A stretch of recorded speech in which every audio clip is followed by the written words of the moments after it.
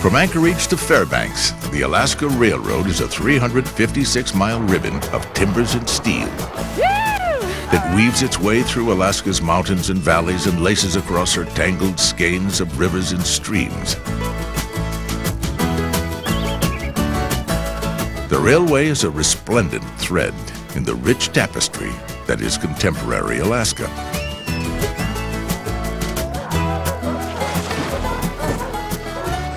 This scenic rail journey will take us through Alaska's heartland to Denali National Park and on to Fairbanks.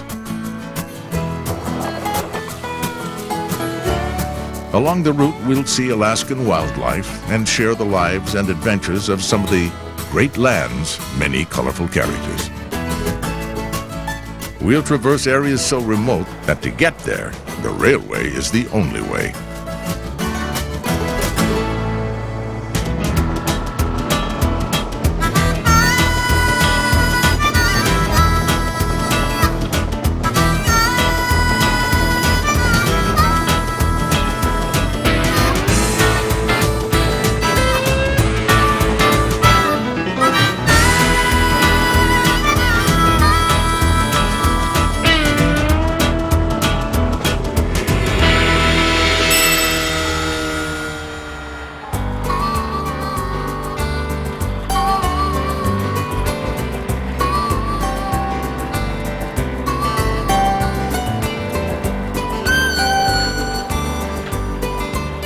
Alaska, the last frontier.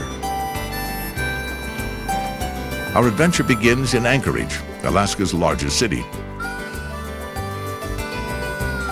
Even a short stay here makes it plain that, Toto, we're not in Kansas anymore. When my father first came here in 1948, there were about 5,000 people here in Anchorage. This city now has about 250,000 people in it, with about 600,000 people in the whole state. What makes Anchorage a modern city are the people that come up here from all over the world. Our number one form of transportation are these small, privately owned aircraft. There is one airplane for every 6 people in Alaska. Does everyone see the signal that the airplane gives us as it comes down the street? That signal is the airplane propeller turning round and round. So we quickly pull off the road and let the airplane who has the right-of-way to taxi right down the street. Now on my left, our Alaska Railroad's very first steam engine. This is the only railroad in the United States that will drop you off or pick you up anywhere along the tracks. Since 1985, the Alaska Railroad has been proudly owned by the people of the state of Alaska. How are you doing today? Welcome to the Alaska Railroad. In just a few moments, we will begin boarding our northbound train to Wasilla, Talkeetna, Denali National Park, and Fairbanks. At the height of the summer tourist season, travelers from all over the world create an excited buzz at the Anchorage station. For many, this is the trip of a lifetime, a romantic adventure to the edge of civilization. They are here, like Jack London and Robert Service and so many others before and since then, to answer the call of one of the last great wildernesses on Earth. If you're riding with the Alaska Railroad and your destination is either Denali or Fairbanks, you will go out these blue double doors and board any of the 2 blue and gold coaches. While the Alaska Railway caters to the needs of the adventurous independent traveler, it is also a vital freight and commercial link from coastal Alaska to the interior. Every day it's used by visitors and native Alaskans alike.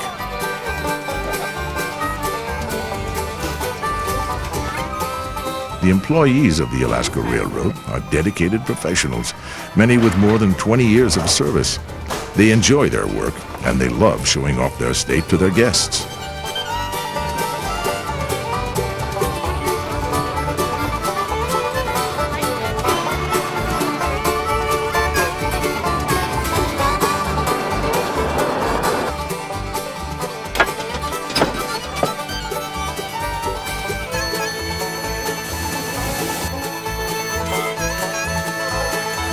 The route to Fairbanks is 356 miles long.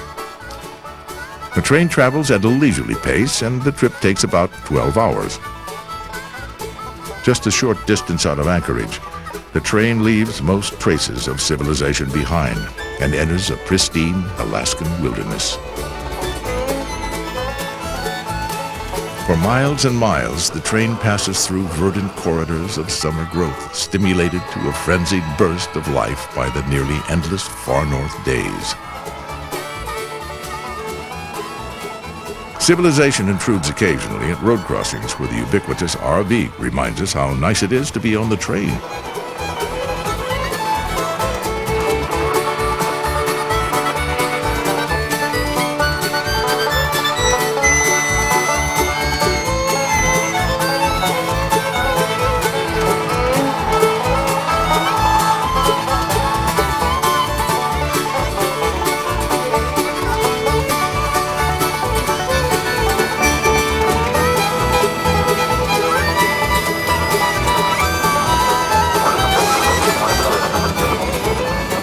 Sparkling mountain streams brim with the promise of deep, dark holes where the big ones wait for the right lure.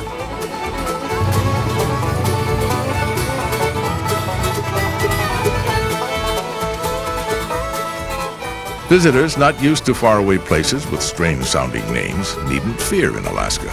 Passengers can eat and shop to their heart's content as they roll through some of North America's most scenic landscapes. We're from Eagle River, which is just out of Anchorage, and we're riding up to Denali to ride our tandem bicycle back down to Eagle River. Quite a bit of it will be downhill with a slight grade, and that will help some. On a bicycle you see more than normally you would in a car, so oftentimes small animals like fox or lynx and porcupine and bear. I don't anticipate seeing any, but I don't look forward to it if we should. I just don't care about them.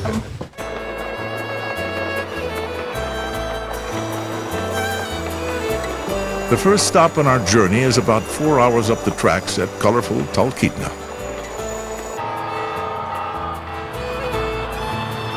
The Alaska Railroad's pretty amazing in that in a one-day journey, you can pretty much visit 3 completely different planets. First, you're down in Seward, you're seeing coastal Alaska. You're in a rainforest by the edge of a glacier on the ocean. And just about 5 or 6 hours later, you're here in Talkeetna at the base of the largest mountain in North America, and it's clearly interior Alaska. Talkeetna is a classic little Alaskan frontier village. It's rumored to be the model for the town featured in the popular television series Northern Exposure.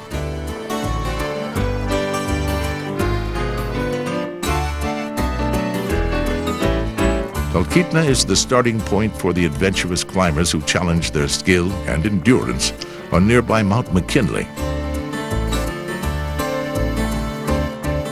What we've tried before is to get over to this side under that active eagle's nest, but the water's moving to the Margaret left. Salmon and her partner Jerry Souza operate a guide and ecotourism service on the numerous rivers and streams that surround Talkeetna. A lot of trees to cross, but it's a lot of fun. All right, everyone ready? I got to Talkeetna actually via a friend of mine, Jerry Souza, who was a spotter pilot for herring in Prince William Sound. Jerry had always guided up here ever since he was a little kid. Now we can have our own little business here in Talkeetna, rafting and sport fishing. It's a good feeling to be able to show people what Alaska has to offer here in a really non-intrusive way.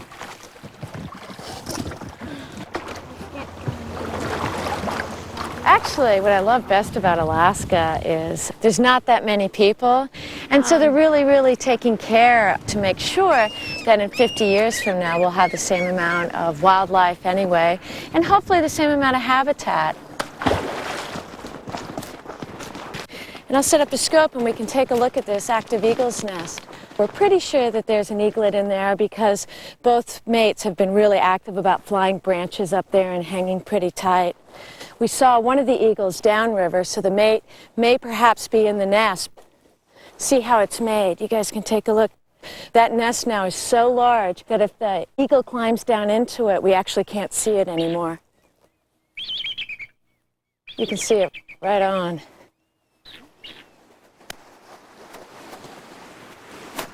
Oh, I love this state. I mean, I was a 19-year-old woman. I had my own commercial fishing boat.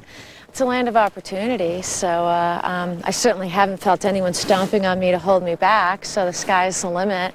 And if you've got the energy, yeah, you can pretty much go for it. Hang on, Lindsay, don't get wet. Whoa! All right. Woo! Okay, big one. The flag stop train is unique to this part of Alaska. All aboard! For more than 50 miles from Talkeetna to Hurricane, the only access to people's homes and cabins is the railway. Summer and winter, residents along the route rely on the rails for their supplies, mail, medical transportation, and any other outside needs.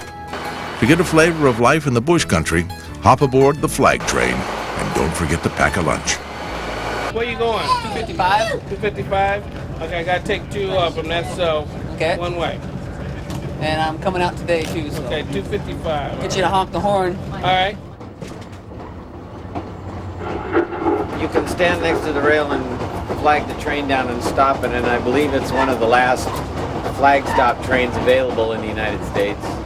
It helps these people get out to their cabins or their homesteads. Everything north of Talkeetna all the way up to Hurricane, there's no roads. So this is the only way for them to get in there. Railroad provides propane, all their gasoline, all their fuel, all their supplies out here. Yeah, these people live out here are dependent completely on the railroad. You know, it offers my family a week vacation in the middle of nowhere without neighbors to do what we want, to play baseball and make up our own rules and to do whatever we want. We get a hot tip from a fly fisherman that the Indian River is the place to go for rainbows. So we're headed up there. We're not exactly sure where we're going, but we know the conductor's going to tell us when to get off. So far we've found a lot of fish, but a lot of people, and this is supposed to be a place where there's a lot of fish and not a lot of people. That's why we're on this train. We hope to get back, because if we miss the train coming back, I guess we'll be out here for 3 days. We have our bear spray with us, because there's supposed to be some big bear. 269.9. Oh, there's our stop. All right. Thank you. Beautiful looking water, absolutely gorgeous. Right in here there's a good bend, and then if you go up and around, there's a good bend over there. And then if you go down this way, on the other side of the bridge, there's a good spot. Okay, great. So you know what you're doing, you'll find them. Thank you. All right, see you later. Bye-bye. Bye-bye, be careful.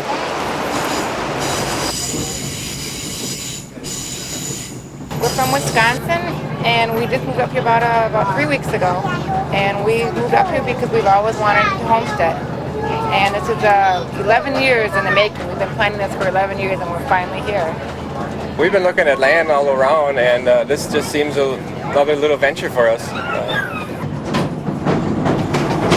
We've always enjoyed the outdoors, and cities are getting too crowded. Everybody told us if we make it to the first winter, then we're okay. So we're just taking it day by day. If we get to the first winter, then I guess we've accomplished what we've been wanting to do. We become Alaskans.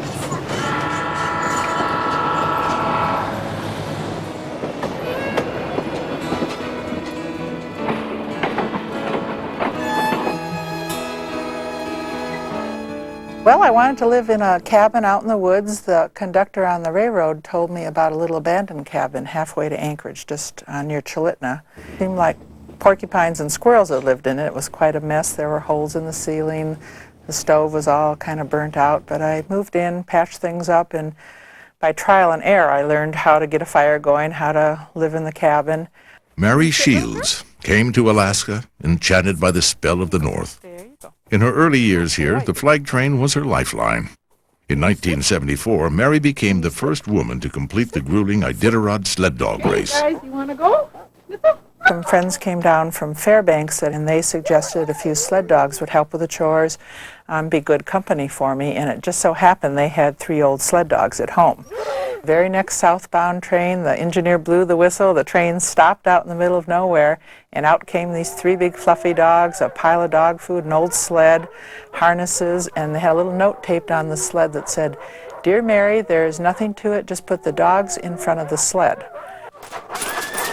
When I heard of a 1,000-mile race where they broke out the trail for us, I thought this is a great way to see Alaska. So I just called up and signed up. They said, "Who are you?" And you needed 8 dogs to start the race. I only had 6 dogs, so I had to buy 2 more dogs to meet the minimum requirement to start the race. When I got to Nome, it was pretty exciting. I pulled in about 3:30, thinking no one would be wide awake, but they turned the fire siren on. That's the way they alert the community that a team's coming in. They do it for the first team, they do it for the last team, they do it for everyone that mushes 1,000 miles. Right under the finish line, there was a group of women waiting, short Eskimo women, great big tall women, parkas, mukluks, and they had a banner stretched out over their heads that said, "You've come a long way, baby."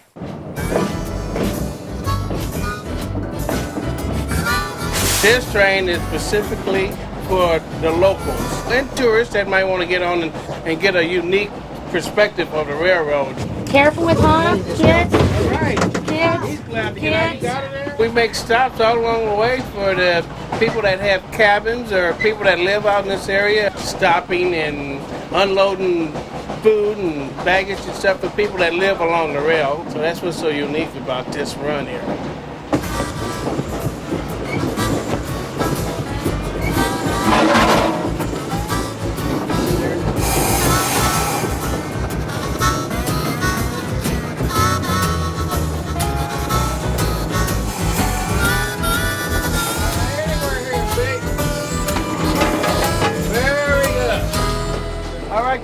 Do you need this door open? You got everything? In the coming months, the Getch family will be challenged as never before. Come on, don't hurt yourself there. Give me a hand, let me help you. Interminable winter nights seem even longer than endless summer days. Here the term cabin fever is not just an expression, it's a cold reality. I gotta carry this heavy sleeping bag on. I gotta carry all this stuff. Yeah, you're gonna be a true outdoorsman when you're finished. Have a good one. See you Sunday, huh? Okay. Hello, hi. Are you Mark? I'm Sharon. I've been to railroad for 26 years. I got a good job, a really good job. We call that harmonics. It's the harmonics of the tracks. We get the backwards and forth movement, the rocking movement. Harmonics? Ack know all about that. That's your story and you're sticking to it. I'm sticking to it. I've been working here for 20 years. Driving the gravel trains and the coal trains and the freight trains, passenger trains. This one's a lot of fun. Meeting people and getting to see the wildlife, see lots of bears and stuff. Hurricane Bridge, the end of the line. The train crew simply move to the other end of the car and head back south. I love fish, but I'm not a fisherman, I'm not a hunter. I'm kind of a sports fanatic, football, basketball, and occasionally I do get out with some friends and go whatever, out snow machining. I'm in the cabin reading a book. But I love Alaska. Alaska's been really good to me and my family. She had a 15-inch rainbow caught, photographed, and released before I even had a fly on. All right.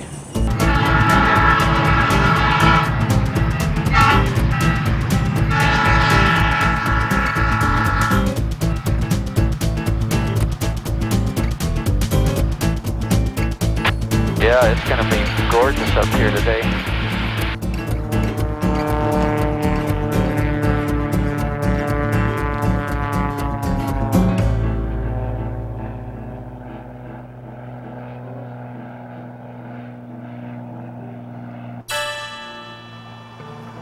We're not in the park yet. We're still over... You don't have to be a mountain climber to experience Mount McKinley up close. I've been flying the Alaska bush for about 15 years now. Buck Woods will fly you up to the glacier and bring you back with stories that are good for a round in any bar. The view changes every day. The mountain changes every day. I don't think there's any such thing as a routine flight up here. It's sure a lot of fun. There's moments when you wouldn't trade it for anything, and then there's moments you wish you were somewhere else, but all in all, it's pretty nice. So we'll wander up here and see if we can get through this pass. Looks like we can. Okay, we're coming into Little Switzerland here. Don Sheldon named it. Thought it looked like Switzerland. People come in here to ski and climb.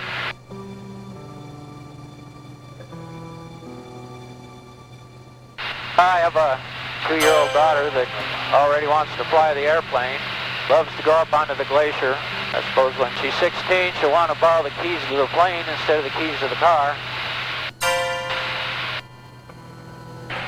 You're looking at the largest vertical rise on Earth. McKinley has 2 summits. We're looking right at the south summit, which is the high one. 20,320 feet. Also, it is known as the coldest mountain on Earth. Day for day, it's colder than Everest because of our latitude. This is the north face of Hunter here. There's climbing routes on that.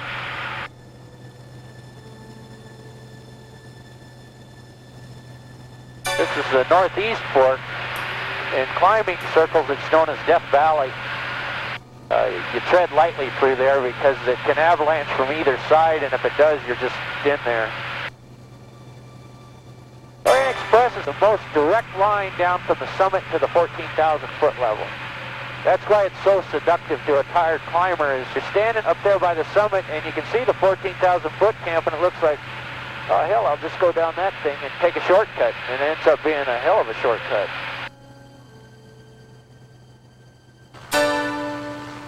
Okay, we'll take an orbit around base camp and we'll land. The Denali Base Camp is located on the Kahiltna Glacier at an altitude of 7,500 feet. It's where most climbers begin and end their ascent of Mount McKinley, North America's highest peak. Hey, Jillian, this is Andy. Can you tell me if you have any more climbers coming into base camp today? Yeah. I've been coming up to Mount McKinley now, operating the base camp for 6 years. How's it going, Buck? Annie Duquette, Glacier Annie, runs the base camp for the air charter operators. Well, I get to meet people from all over the world. It's really interesting for me. All different types of nationalities come through base camp. I also get to deal with people on very different working conditions that I do back on the East Coast. Living on a glacier is a lot different from living on pavement and soil. Well, unfortunately, I had to come down at 16.2. I live at sea level, and it was pretty hard puffing with a 70-pound pack and a 35, 40-pound sled. I see people at their best and at their very worst. Usually they're at their best when they're coming into the glacier, and usually when they're leaving, I see them at their worst. One fellow had a hernia the day before, so he couldn't go. One fellow turned back at 10,000 feet, and I made it to 16.2. The most common problem that a lot of climbers encounter is the altitude. A lot of climbers don't realize that they need to take time at higher altitudes to acclimatize, and a lot of times they rush up to the summit and come down with either cerebral or pulmonary edema. And that's the problem that we find most often up here. This year, though, we did have an awful lot of frostbite due to the high winds. As far as being lonely, no, I'm never lonely up here. I always have climbers in camp. A lot of the same climbers come back every year, working with the taxi services, working with the park service. It's like a big family up here, and we work as a team, and that's real important, and that's what I like about it.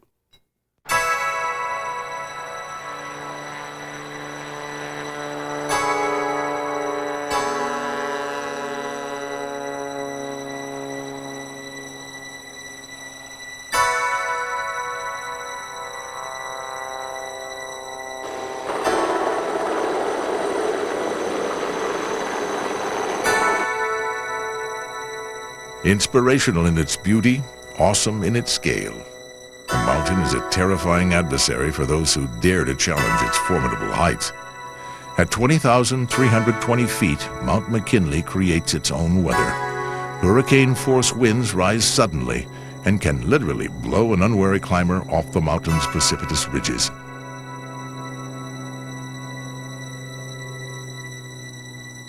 The chasm at Hurricane Gulch was a major challenge for the railway's builders. Ladies and gentlemen, in just a few moments, we're going to be coming up to Hurricane Gulch. Tanya Matlock is one of the handful of young Alaskans selected to be railway tour guides.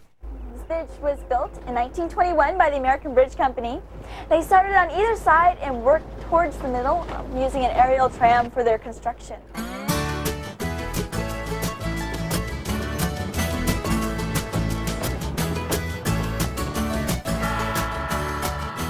The graceful steel arch of the Hurricane Bridge supports a span 918 feet long.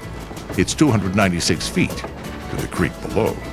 Would you like to see my photo album? When people come to Alaska and ride on the Alaska Railroad, they receive a lot of personal attention. I meet people from all over the world, from Austria and Germany and Australia and Japan and all over Asia and Europe. After crossing Honolulu Creek, we'll go around another bend and head over Valley those sand bluffs. That's the direction which we're heading in. See how far down. What appeals to the visitors who come here is the scenery, the wildlife, coming to see Mount McKinley, the glaciers, and fishing. Many people like to go out on charters or go on fly-in fishing and try their luck fishing in the waters of Alaska. And here is my horse, Memory. She's a great horse. Took a little bit of work and training, but we've done very well in showing, and I enjoyed going out on trail rides with her. We have a big backyard right here at the Chugach Mountains where I live. You can go hiking, or you can drive off and go camping. On her days off from riding the Iron Horse, Tanya will often ride Memory out to greet the train. Here she becomes a colorful part of the scenery and Alaskan lore that she describes so well to her passengers.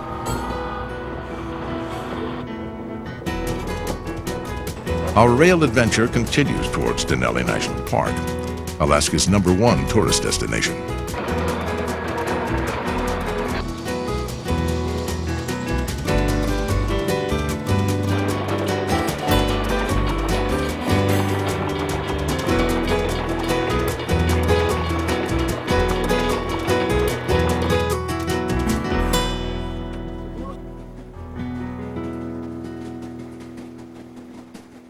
I started riding the Alaska Railroad when I was 9 years old.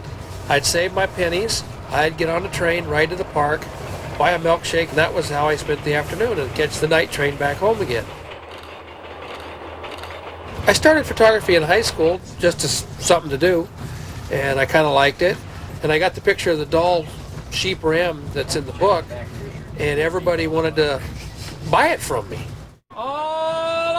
Brakeman Warren Redfern typifies the Alaskan spirit of adventure and independence. I've been working on the railroad now for 21 and a half years. I hired out of high school to earn some money to go to college, and I forgot to go to college. And you took these yourself? I took these myself, yes ma'am. The glacier here is Columbia Glacier in Prince William Sound, College Fjord.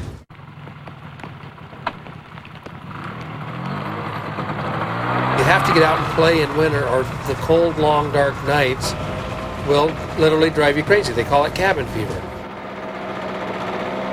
On the other hand, the endless days give you just the opposite effect, because the wildlife come out at night, and a lot of places it's dark by the time they get up and start moving, and a lot of my really great photos have been taken 8, 9, 10 o'clock at night, because we do have the 19 hours of daylight.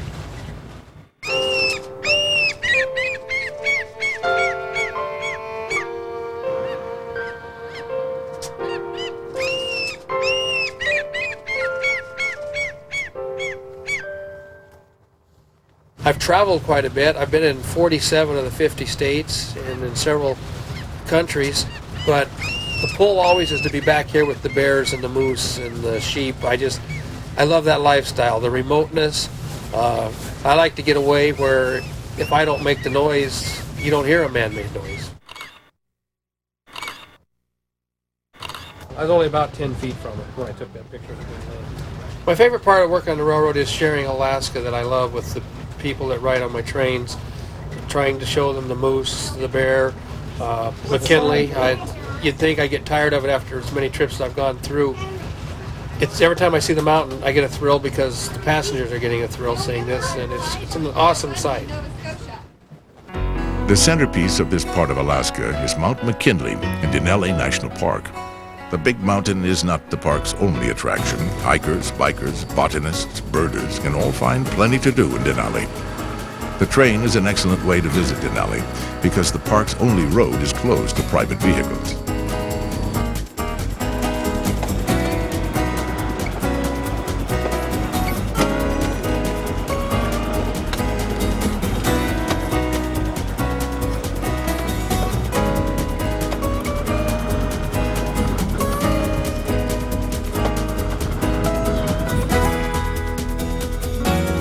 Each year, more than 500,000 people visit this magnificent Alaskan and national treasure.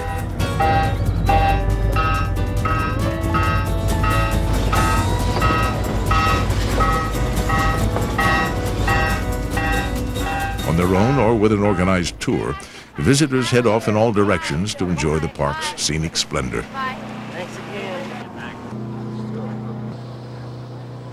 Can I help you with your bag, ma'am? Bye, thank you. For many first-time park guests, a visit to the sled dog demonstration provides a close-up look at a classic Alaskan tradition. My name is Jennifer. I'm an interpretive ranger here at Denali National Park. The Husky sled dog is an Alaskan legend. These dogs are employees of the National Park Service, just like I am. The history of using dogs in Alaska has a long, long tradition. As long as 12,000 years ago, maybe even more, Native people have been using dogs to survive. Well, let's look at Alaska today, contemporary Alaska.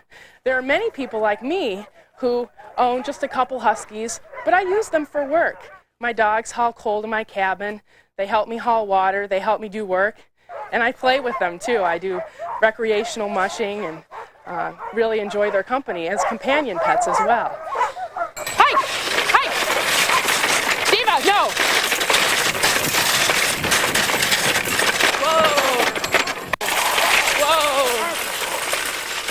Let's give those dogs a round of applause. Phew. That's Buck, and he's sitting right up there, and he'd be more than willing to take any treats that you could give him, because that'll help us keep these dogs on the trail and keep the park in as beautiful shape as you see it when you're here visiting. Around 250,000 visitors to Denali will take a bus tour into the park's interior.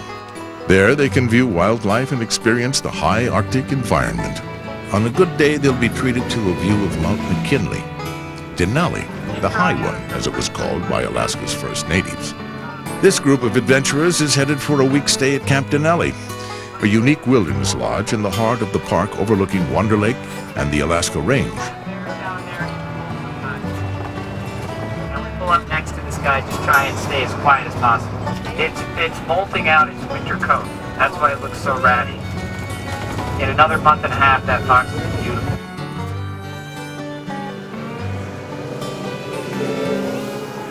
That's the Sable Pass, that big open area of tundra with snow patches on it. And we're going to be heading right up to the right of those snow patches, go right over that pass. So we're going to climb about 1,200 feet here in the next 2 miles of road. The road trip from the park headquarters to Kantishna, nearly 90 miles into the park's interior, is an unforgettable experience. A welcome feature of the trip to Camp Denali is the picnic. It features such Alaskan delicacies as smoked salmon, reindeer sausage, fresh tomatoes grown in Camp Denali's greenhouse, and a delicious array of home-baked treats.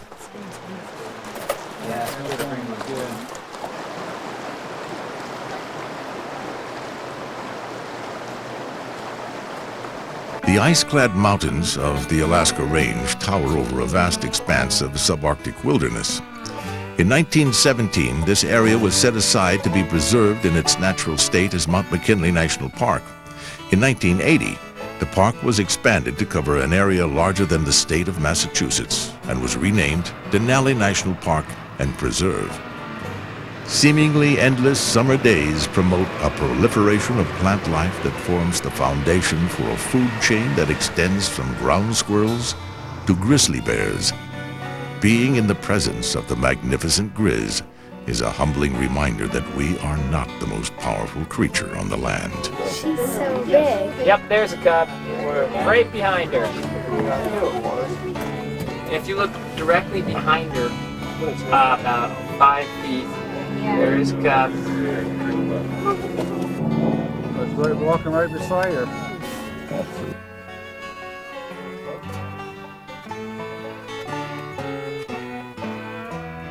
Access to the park is strictly limited to bikes, foot traffic, and tour buses that provide excellent opportunities to see the park and its wildlife. Most of the park is above tree line. The vegetation consists of a spongy carpet of small flowers and dwarf shrubs known as tundra.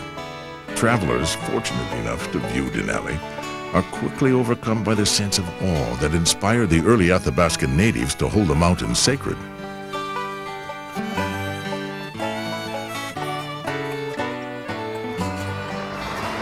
Camp Denali is a rare and rustic oasis in a rushed and complicated world.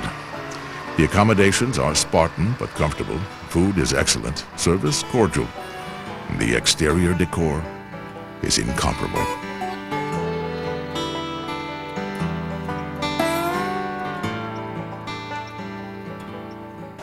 Hi, I'm Nan. What is it, Lindsay? Oh, great, Lindsay. Welcome to Camp Denali. Thank you. Great to see you here.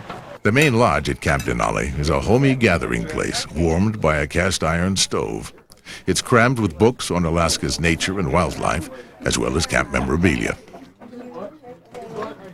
Good evening. While you folks are finishing up your dessert, why don't we make just a few announcements and then we'll help get you settled. My name is Wally Cole and my wife Jareen and I are the owners and operators of Camp Denali and North Face Lodge. Sounds like you had a good trip in today and saw a majority of the bears along the road corridor. How many today? 11. Well, 17 is the record, isn't it? Oh, yeah. It's nice to have you folks here and it's great to see so many familiar faces. Well, I think in general the reason we exist here in Denali National Park is to give the more adventurous of the folks who travel here these days an alternative to what is the norm in terms of accommodations and experience. Some folks come from an active hiking background. Some people are avid naturalists. Some people are professionals in the natural sciences. And others have had absolutely no experience with the outdoors at all.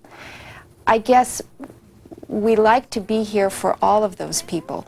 We want people to be comfortable who have never experienced anything like this before and go home with new eyes about how comfortable they can be in a wilderness setting.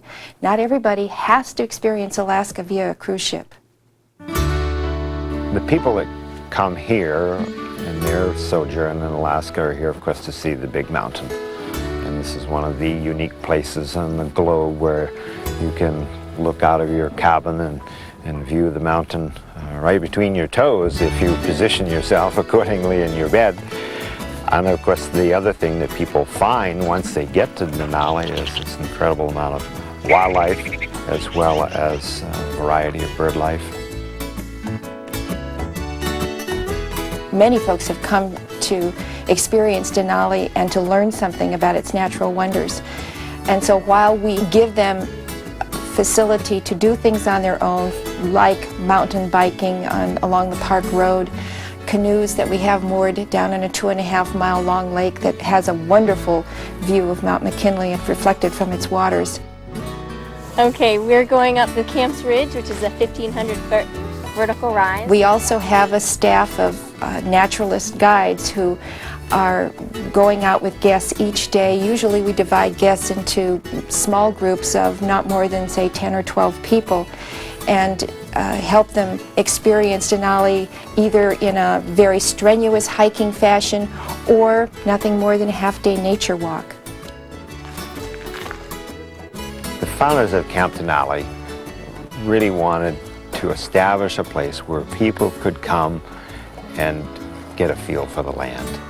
They really were interested in being outdoors themselves, and so they loved to hike and to bird and to botanize and to view wildlife, but also just to experience Alaska.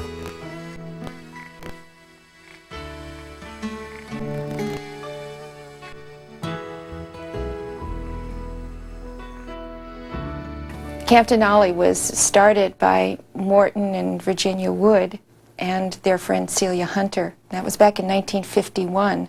We thought it'd be neat to spend summers out there, and because and we expected that we would probably have guests who like to hike, and we would go with them. The fact that we wanted to have people get out and hike in the park, watch the wildlife, and do the things we like to do. And our whole thing was that we figured what the entertainment was out there. We didn't want any artificial stuff. In the early days, of course, all the people that came to this park came by the train or flew. The original owners here were pilots. How did we get to Alaska? In 2 beat-up old Army surplus airplanes, which we were hired to deliver to Fairbanks. They had had women pilots up here in Alaska before we ever got up here, but they were fairly rare. Yeah. Fairly rare birds.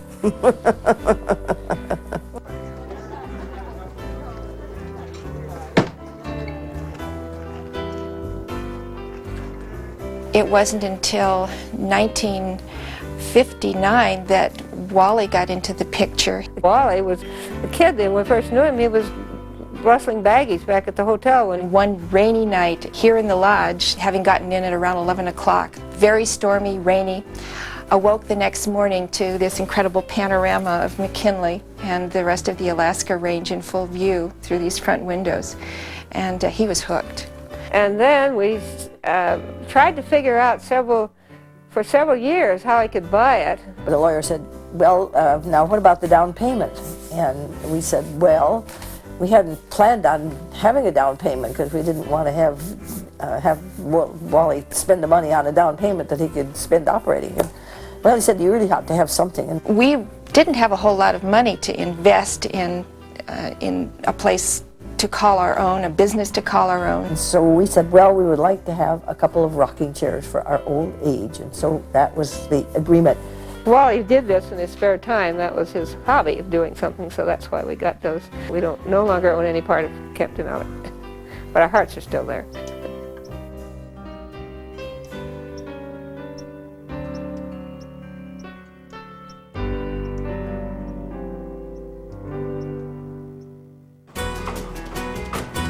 This beautiful canyon was a nightmare for the builders of the Alaska Railroad.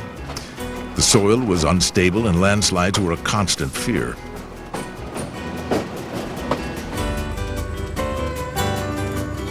Occasional phases of sheer rock made it necessary to blast tunnels.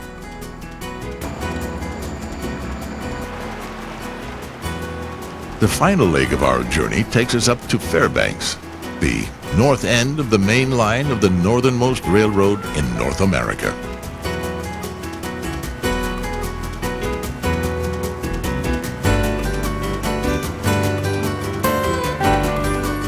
As we leave the canyon, the terrain opens up and the vegetation changes. Aspen trees become more prevalent. The land is in the rain shadow of the Alaska Range. It is more arid than the land south of the mountains.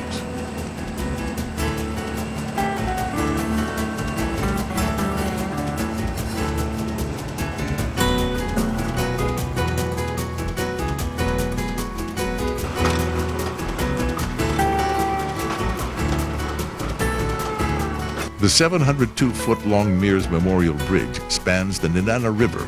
It was the last major bridge on the Alaska Railroad route. At the bridge's west end, on July 15, 1923, President Warren G. Harding drove the golden spike that marked the completion of the railroad. If you shake it down, make sure that gold is settled down deep.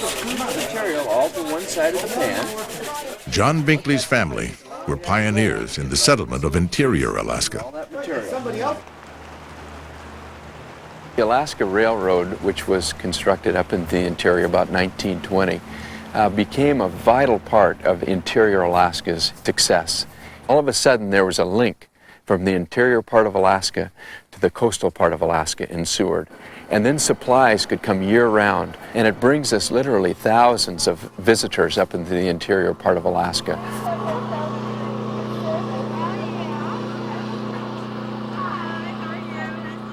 The gold will go to the bottom of the pan. The gold mining is really what started Fairbanks in the interior part of Alaska's modern-day history. Gold was discovered here in 1902, and that followed with stampeders who came into this part of Fairbanks. And it's what sustained Fairbanks' economy over the years as well.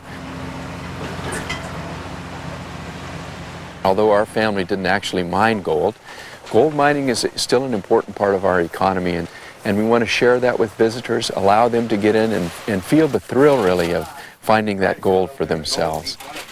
The best part about the gold in these pans right now, folks, brand new money. right out of a hole in the ground.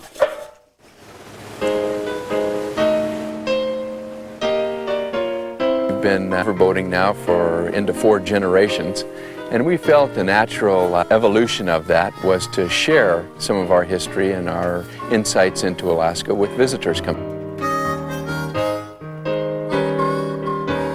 Jim Binkley Jr. captains the steamboat Discovery 3. This sternwheeler is 156 feet long and weighs 260 tons. Built and equipped to the Binkley family's exacting specifications, she'll float in 3 feet of water. Our family started in the gold rush days. My grandfather came up here in 1898, and instead of gold mining, he built sternwheel riverboats and supplied the gold miners. You're going to have a historic photographic opportunity here, folks. Captain Jim Binkley is the last of the surviving pilots. My father grew up transporting freight on the rivers, supplying the native communities along the river, the gold miners, and we want to try to let people relive that, a 4-hour cruise. I had spent a number of years up and down the Yukon River serving the needs of Indian, Eskimo, and Caucasian people for literally dozens of hundreds of miles. And when Mrs. Binkley and I started this, she had an awareness of the cultures of the interior and had studied it, as a matter of fact. And she felt that people would be interested in this remarkable native culture found here in the shadow of the Arctic Circle. We have duplicated what life was like in the days that my father was supplying the villages. And fish camps, the fish wheels we see along here, the Indian villages, are very typical of what it was like in the late 30s, early 40s. My name is Annie, and I am Yupik Eskimo, and I come from the small village called Atmausha. This is the heart of Athabascan Indian country, and you'll be learning about the Athabascan culture today. We'll show you how they skillfully survived this environment for over 10,000 years. This cabin, like many others, is built from materials cleared right here from the land.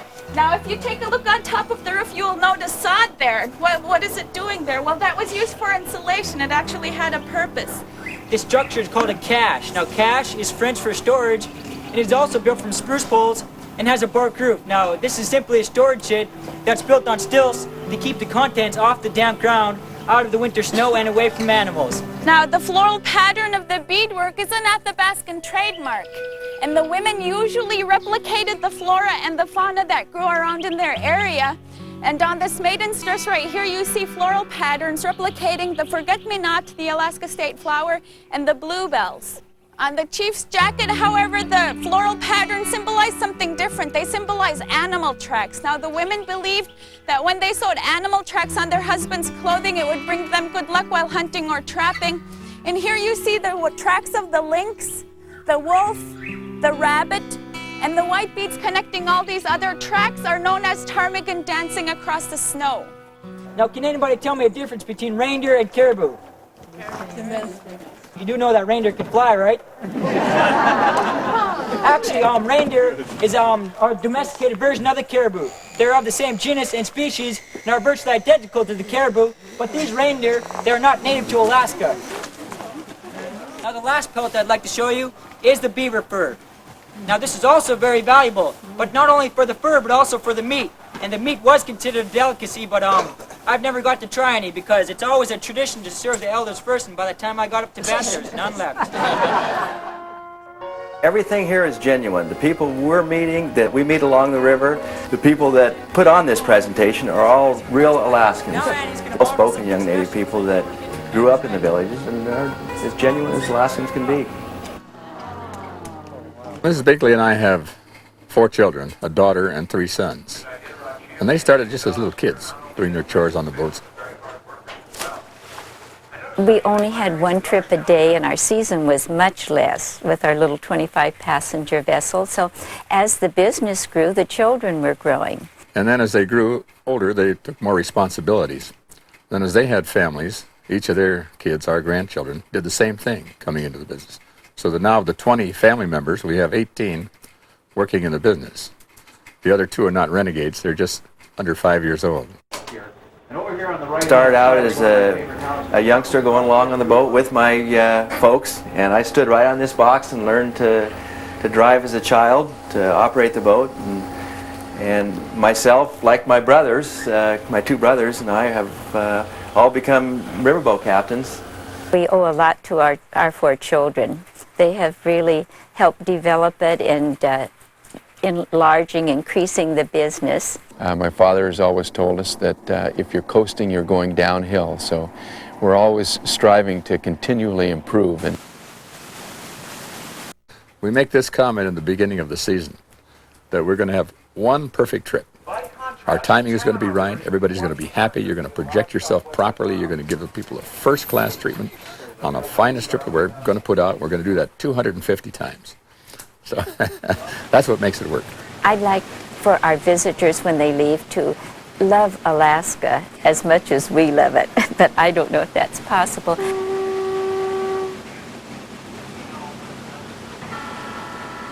The rhythm of the rails, harmonics of the train's motion, beat of an eagle's wings, patter of canine paws, lumbering majesty of a grizzly sow and her cubs, the drone of a bush plane as it struggles skyward, whoosh, whoosh of a paddle wheel, color of gold, and grandeur of Alaska's vast spaces.